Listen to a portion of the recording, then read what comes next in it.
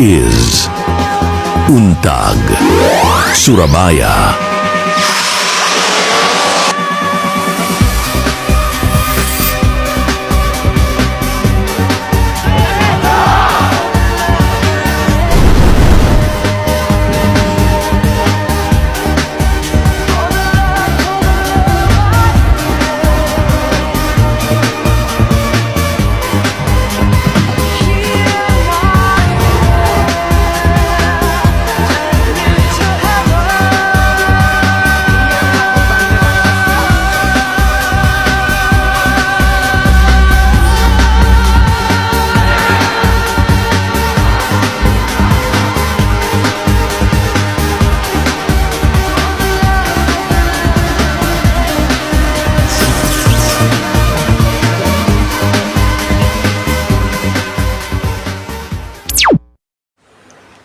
Assalamualaikum warahmatullahi wabarakatuh.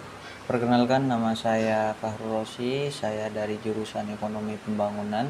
Di sini saya akan membahas tentang pasar monopoli dan oligopoli. Dalam sistem perekonomian modern, struktur pasar memiliki peran penting dalam menentukan bagaimana aktivitas ekonomi berjalan, baik dalam menentukan harga, produksi, maupun kesejahteraan konsumen. Tapi dalam praktiknya, pasar monopoli dan oligopoli ini lebih sering ditemukan dibandingkan pasar persaingan sempurna. Kenapa demikian? Hal ini disebabkan oleh faktor seperti kebutuhan modal, teknologi, serta kebijakan pemerintah.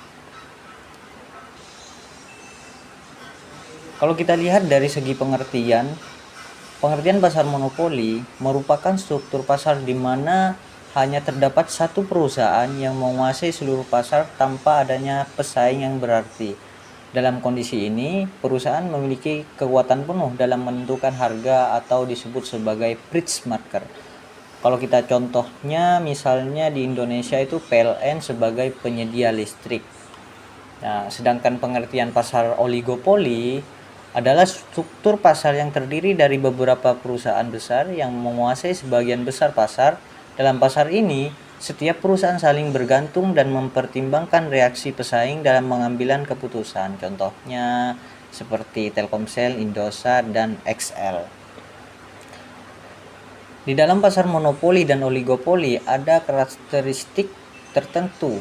Kalau kita lihat dari pasar monopoli memiliki beberapa karakteristik, yaitu hanya terdapat satu penjual, tidak adanya barang substitusi yang terdekat, serta adanya hambatan masuk yang sangat tinggi sehingga perusahaan lain sulit untuk bersaing.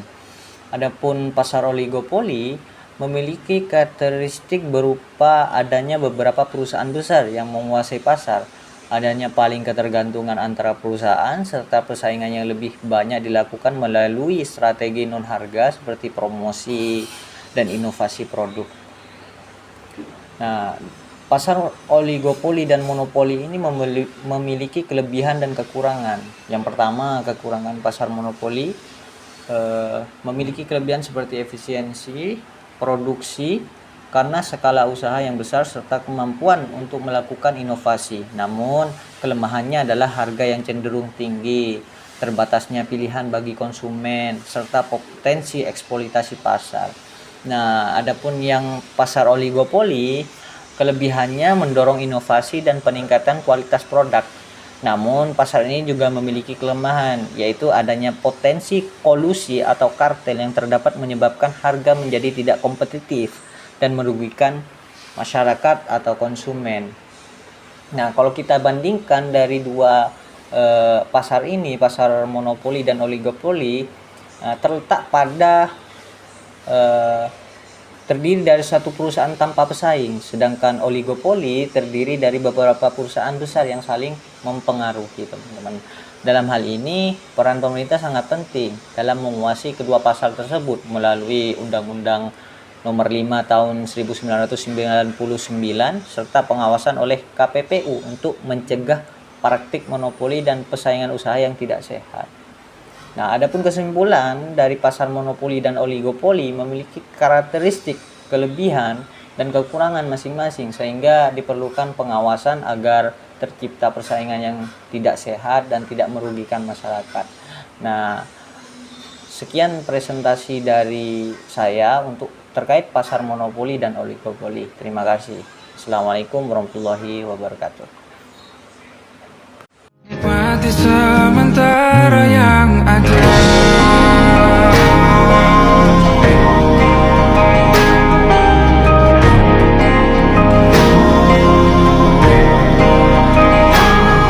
Bersandar padaku, taruh di bahu.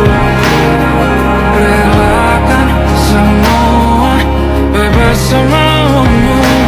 Percayalah ini sayang terlewatkan.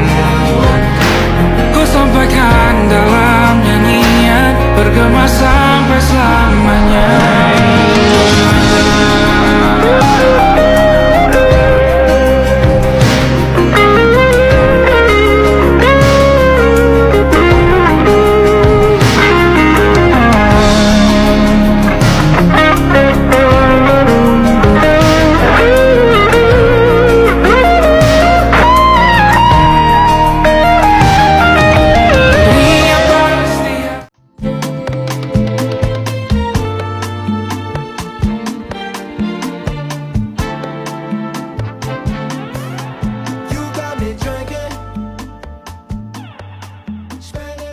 Untak Surabaya ini sebagai perguruan tinggi itu mempunyai komitmen juga bagaimana kalau dunia sekarang ini sudah berteriak, lingkungan sudah begitu rusak.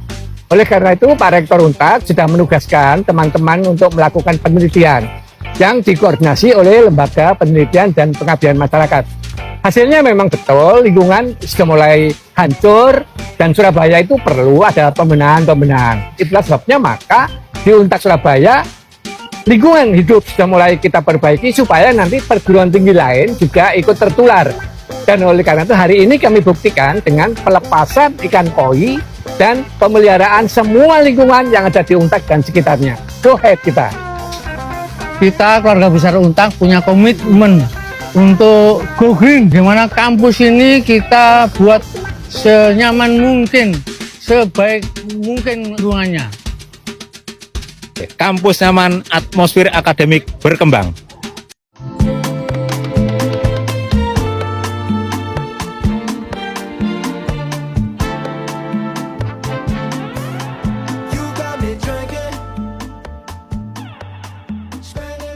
Untak Surabaya ini sebagai perguruan tinggi itu mempunyai komitmen juga bagaimana kalau dunia sekarang ini sudah berteriak, lingkungan sudah begitu rusak. Oleh karena itu Pak Rektor Untak sudah menugaskan teman-teman untuk melakukan penelitian yang dikoordinasi oleh Lembaga Penelitian dan Pengabdian Masyarakat. Hasilnya memang betul lingkungan sudah mulai hancur dan Surabaya itu perlu ada pembenahan. Itulah sebabnya maka di Untak Surabaya lingkungan hidup sudah mulai kita perbaiki supaya nanti perguruan tinggi lain juga ikut tertular. Dan oleh karena itu hari ini kami buktikan dengan pelepasan ikan koi dan pemeliharaan semua lingkungan yang ada di Untak dan sekitarnya. Go ahead kita. Kita keluarga besar Untak punya komitmen untuk go green, di mana kampus ini kita buat senyaman mungkin, sebaik mungkin lingkungannya. Kampus nyaman, atmosfer akademik berkembang.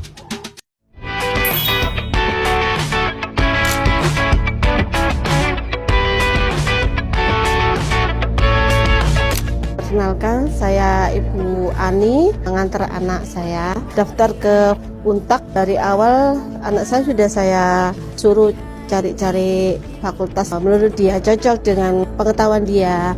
Tapi ternyata dia cocoknya di sini. Dia sudah tahu pilihan kampusnya yang paling bagus di sini. Fasilitasnya, dari pendidikannya, mungkin dia sudah paham. Makanya dia milih di Untak. This is Untag Surabaya.